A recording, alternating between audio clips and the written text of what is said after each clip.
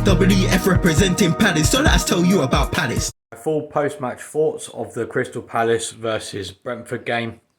First game of the season. Unfortunately, we lost 2-1.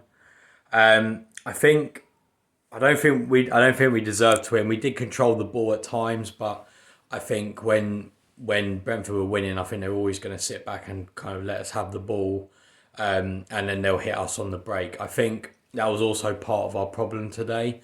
I think we were unable to deal with the counters very well. I think when they've got very quick players such as Vissa, Sharda and Mbeumo, we're not able to deal with them so well because I think we were lacking pace in the team today. Certainly in the midfield and defence. Like for example, Hughes is not particularly quick. Adam Wharton's not quick. Gay's relatively quick. Richards is okay, I guess, and Anderson we know isn't that quick. Whilst obviously you then have Mitchell and Munoz also there. They're not really there because they'll be much further up the pitch because of their role. And I think Brentford exploited us very well.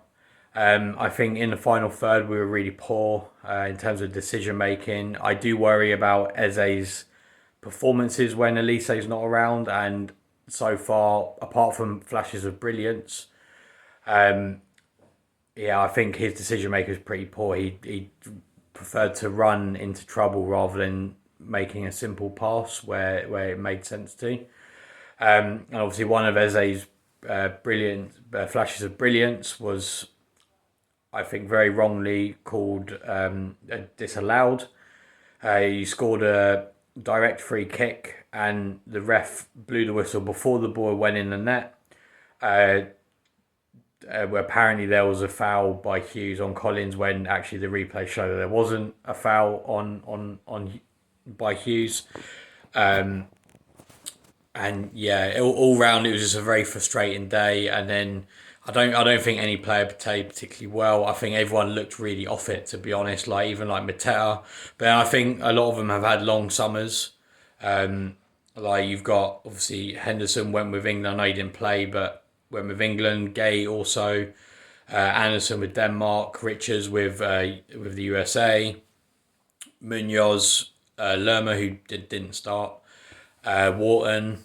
Even just going away with these teams is can be quite a knock-on effect, really, I guess. Who else? Yeah, Eze wasn't really up to it. Kamado, I don't think did. But yeah, it seemed very disjointed. And where I think we normally pressure teams quite well, I think Brentford really exploited our press. They knew kind of how to get around it. So I think that's something that we need to look at or just be a bit more intense with it. Obviously we wanted to win. I was half expecting a draw, to be honest, before the game. I think the game next week now is obviously even more important against West Ham. If we lose that as well, then you're kind of wondering, well, where are we going to finish this in the table this year? So I know a lot of people were hoping for another top half finish.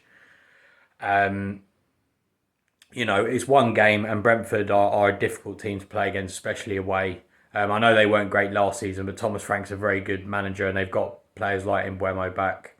Although they were missing their fullbacks today. But yeah, it's a hard one, frustrating one, but the performance wasn't horrific. We did have chances, we just didn't take them, or we didn't make use of the potential opportunities that could have arisen out of certain situations.